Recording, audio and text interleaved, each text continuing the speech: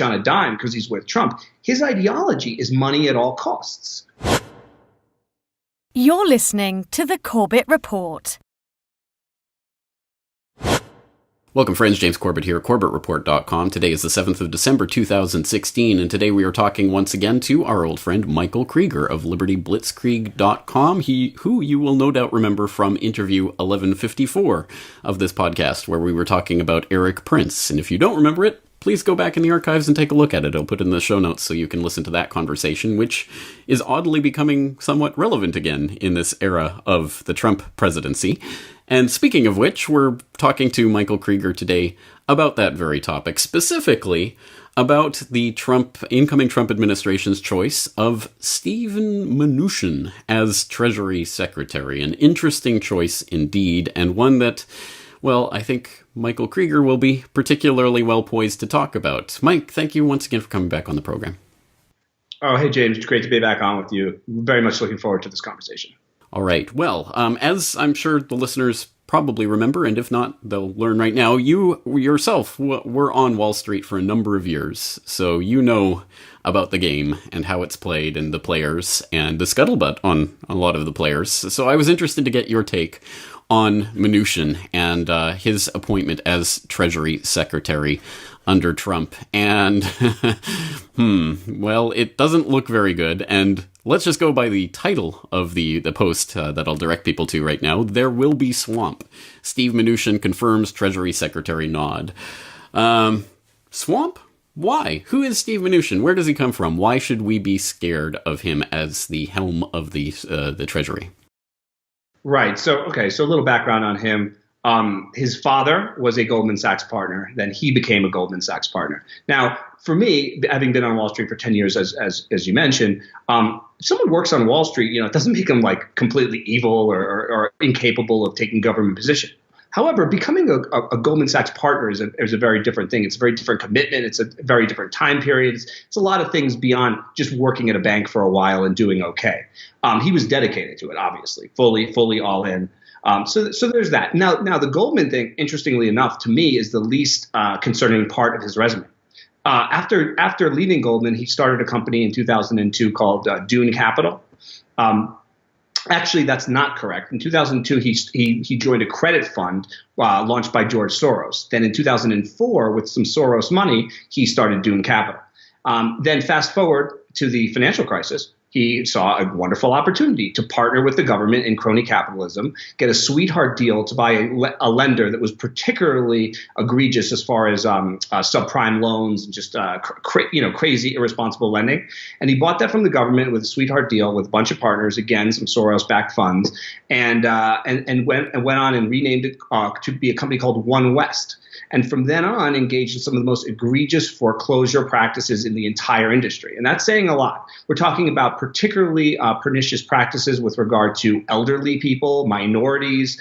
This is all factually proven. In fact, it was so bad that in 2011, protesters actually specifically went to the lawn of his $26 million mansion in Bel Air, California, to protest a particular foreclosure on a lady. So it's not like he was just one part of a big machine taking advantage of the American people after the crisis, which he was. He was particularly bad about it. There was no evidence of any sort of let's try to help people out, let's try to limit foreclosures. His company One West was particularly aggressive in doing the foreclosures. So he has a really nasty history, and particularly a nasty history of not looking out for the average person, and in fact taking advantage of the average person to make incredible sums of money, which he did from the One West transaction, which later merged or was sold into CIT. So that's just a bit of the history. And one of the things I want to just take a step back and say is, as far as, like for me, I'm not one of these people who focuses on George Soros as like the mastermind behind everything. That's just not, I just don't see the world that way. In particular, there's tons of bad oligarchs out there. But here's the hypocrisy that bothers me. People that, if a Hillary Clinton appointee had these kind of ties, we would never hear the end of it. Soros puppet, George, right? But a lot of Trump supporters are pretending this didn't happen. And so my thing is, look, be consistent. Don't be a cheerleader. If this what you have to look at things, if you were against Hillary, which I wasn't pro-Trump, but I was very much against Hillary. You have to say, if Hillary did the same things that Trump did, how would you respond? And if your response is vastly different, you are a hypocrite. Give her 100 days. Yeah, exactly. Like, no one would be doing that. Wait till she does something, you know? I mean, look, as you know, James, for me, when I knew Obama was a fraud, and I had hopes for him, you know, I drank some of that Kool-Aid because I wanted to believe. As soon as he appointed Timothy Geithner and Larry Summers, I knew it was over. And it was over, right? That was a good leading indicator that Obama would be a fraud. People equal policy. I've been saying that forever. It's true. And so that's why I'm concerned about Trump right now. I don't want him to fail. I want him to do all the things a lot of the things he said. I don't want him to do other things he said, but I want him to be a populist guy. But this is not a good sign, in my opinion. Well, I'm in the position, I lived through that 2008 transition, doing my podcast, pointing out that, no, he is funded, he's number one backers are Wall Street, he's a part of the system, he's appointing all system people, and I heard the backlash from the Obama Hope and Change believers at the time, so it's absolutely no surprise to me that I'm seeing the same backlash from the Trump and Change believers right now.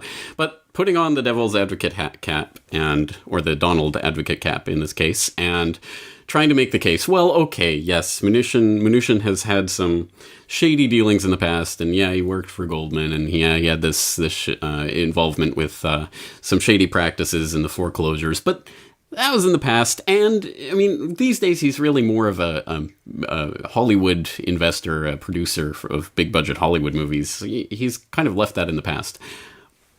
Why should we be dredging up this history that now, in the case of Goldman, is 14 years in the past? Mm-hmm. Mm-hmm. So a few things. So number one, it's interesting that you mentioned the Hollywood thing, because I suggest your viewers go look into that. I think the company is called Relativity Media or something like that. Anyways, total failure, had huge losses. It folded. He kind of snuck out the back door right before that. By the way, paying back a $50 million loan to One West right before that company went under. So there's some stuff there too. I mean, essentially everywhere you look with Mnuchin, there's something a little bit shady. But as far as if you're going to say, if you want to make the argument that, okay, well, this is the past, now Trump is hiring, right, like a Wall Street mercenary to make America great again. There are two things that I would push back on. Number one, myself personally, there were things I liked about Trump, and there were things I hated about Trump. One of the things that concerned me the entire election was the fact that I never believed that he really didn't like Wall Street or had problems with the financial system. I thought a lot of that talk, specifically towards the end of the campaign, was Steve Bannon driven, and not what Trump really believed.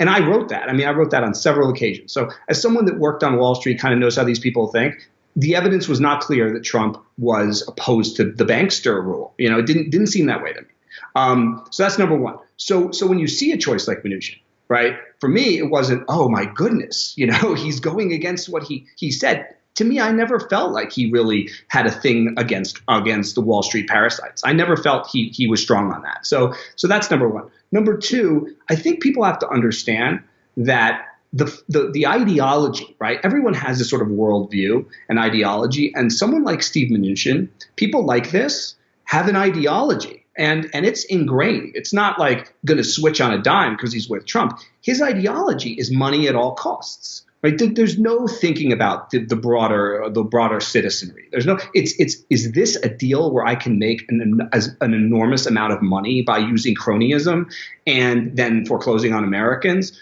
It takes a certain individual to do that, particularly an individual whose father was a partner at Goldman Sachs, who was already a partner at Goldman Sachs, who has all this money, right? Remember that, James.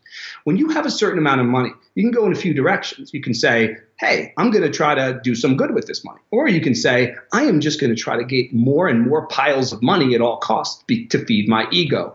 Mnuchin seems to be in that camp. And a person with that kind of ideology is not the kind of person I want as Treasury Secretary. Oh, but I've read in the profiles on him in the fake news, big establishment media that he's a common attendee in the New York philanthropic circles. So I'm sure that makes him a good person, right? Right. That resolves everything. And he was the personal guest, by the way, of Stephen Schwartzman the night before the election at a gala. And Schwartzman is as creepy a Wall Street character as any. Speaking of Schwartzman, ... Yeah. Okay. So he was also part of this team, right? That's apparently going to advise Donald Trump on economic matters. Steven Schwartzman of Blackstone, Larry Fink of BlackRock, and Jamie Dimon of J.P. Morgan. I mean, do your viewers really need to hear anymore? I mean, Schwartzman was a guy who back at Davos, I wrote a whole post on it. People want to look it up on my site. He basically he was widely quoted and mocked for saying something to the effect of, "I don't understand what's going on with Trump and Sanders. Like, why are people upset?" He couldn't even fathom how Jeb Bush and Hillary Clinton weren't coasting to the nominations. I mean, that's how completely disconnected this person is, and he's going to advise Trump.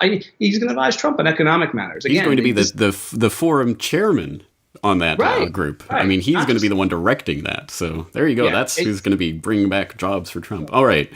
Okay. Devil's advocate hat. Advocate hat. I got to keep it on.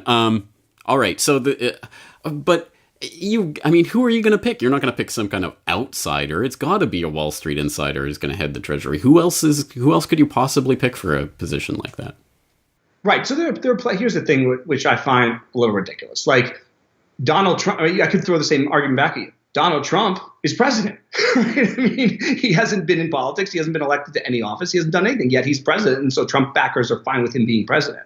So if you're okay with Trump being president, you're not okay with someone that's a little outside the box being Treasury Secretary. I mean, sure, it's a difficult job. Being president could be a difficult job.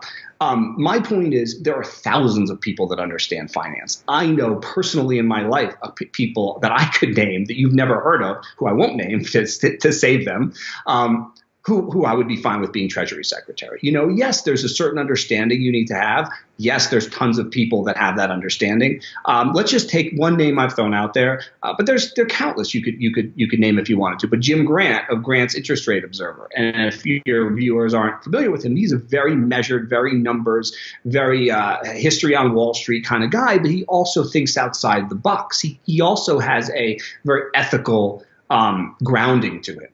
So my feeling is the kind of people you need in government, particularly at this moment. Yes, an understanding of treasury and finance and banking is important.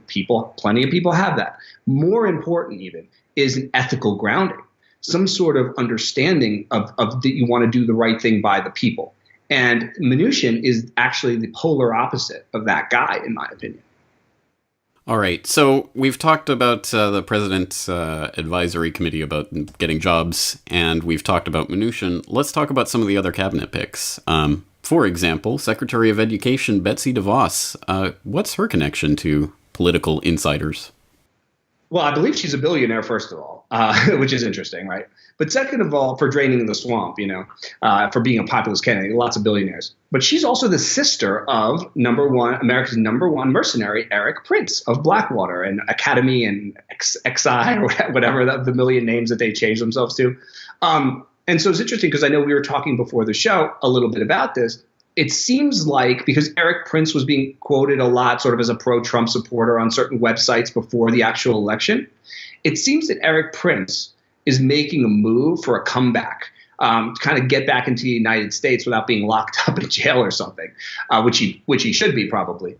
But and so maybe, through his sister, who is now the Secretary of Education in the Trump administration, Eric Prince is going to come back into the spotlight, which again, we already talked about financial swamp creatures. Now we're talking about military, industrial, mercenary, swamp creatures. And that's Eric Prince for you. And his sister is now a member of Trump's cabinet. So that's not so encouraging. No, it certainly isn't. And it beggars my imagination that I now see outlets that 10 years ago would have been saying Blackwater is evil incarnate are now saying, well, Eric Prince isn't such a bad guy. He's on the good team. It's a very strange inversion that's going on right now. How about Secretary of Commerce, Wilbur Ross? Do you know anything about Ross? So Wilbur Ross, I'm just going to throw out the same sort of thing as, he's known as like a vulture guy. He's known as being, they say restructuring and stuff, but he picks scraps up, makes a lot of money, also a billionaire, I believe.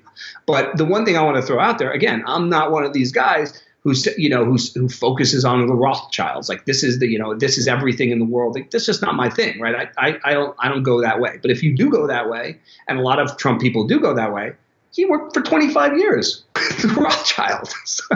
So again, if this was a Hillary pick, what would we see? What kind of memes would we see, right? Rothschilds with like strings and then Wilbur Ross and then Trump. But you're not going to see that. from a lot of the Trump people. And one of the things that I want to get out there, because I've been thinking about it a lot, is we all criticize rightly the mainstream media for being sort of infiltrated by power, right? Going to these White House correspondents' dinners, mingling with them. I see what's happened in some alternative areas, and we'll let people be the judge, that Trump has kind of done the same thing by sort of reaching out a hand and saying, oh, you're doing great work, right? He's sort of buttered up a lot of some alternative media sites who now feel like they're part of power. And so the moment you do that, you're done. You're a cheerleader. You can't be critical anymore. And one of the things that I really tried to do, because I didn't believe in Hillary and Trump, I mean, if I really liked one of them a lot, I would have supported one of them.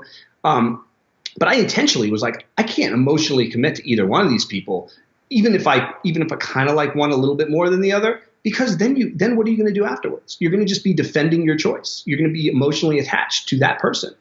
And I see a lot of that right now. People don't want to admit what's going on. No, they don't. And I think you're right. I mean, any one of these connections people could dismiss. Oh, Rothschild Inc. Oh, so what? Goldman Sachs. Oh, so what? Soros. Oh, so what? Jamie Dimon, JP Morgan. Oh, so what? Eric Prince, Blackwater. Oh, so what? It's not one. It's multiple, and it just keeps getting bigger and bigger and worse. And I don't know how people are going to twist themselves into pretzel not supporting it.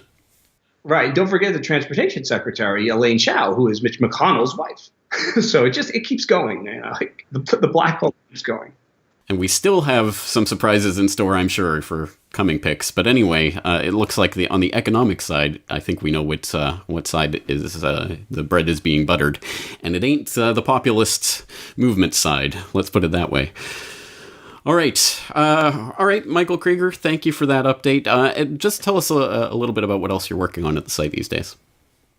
Yeah, so basically what I'm trying to do, and I've been very clear, like on Twitter, to make this clear to people, I'm going to try to fill a void that I see right now.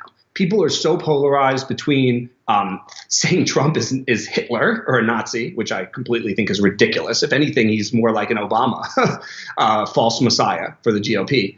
And then people who are cheerleading Trump. The truth, from what I can see so far, the truth is going to be somewhere in the middle, most likely. And there are certain things that Trump can do, because I do think he cares about American jobs, that I will applaud. And when he does things that fit into my principles, I will applaud them. When he does things that fit outside of my principles, I will condemn them. And so I'm going to try to be this voice of reason. And like this piece I wrote about Stephen Bannon, if your viewers haven't seen it, again, it does the same thing. I look into him objectively, trying to just say, who is this guy? And he's not what the media is telling you. So anyway, the site is libertyblitzkrieg.com. I'm going to just try to give you my opinion as unbiased as possible, and from the point of view of someone who couldn't stand the Clintons and wrote more anti-Hillary articles than almost anyone on the planet, to someone who is not going to cheerlead for Trump. So if you're looking for someone who's going to be in the middle and call it as I see it, and not cheerlead a political figure as a savior, then my website is for you. You're doing something right when the Hillary bots are calling you a shill and the Trump bots are calling you a shill. So, yes, I think that's a good point. There really does need to be that space, because you're right. Some of the anti-Trump stuff is ridiculous and over the top, and will not come to fruition, because I still think he'll probably govern like a Democrat.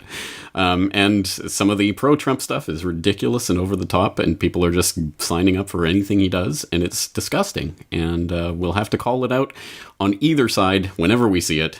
It's not, it's thankless work, but somebody's got to do it. So I'm glad you're there at libertyblitzkrieg.com. We'll direct people there. The links will be in the show notes as always. Michael Krieger, thank you for your time today.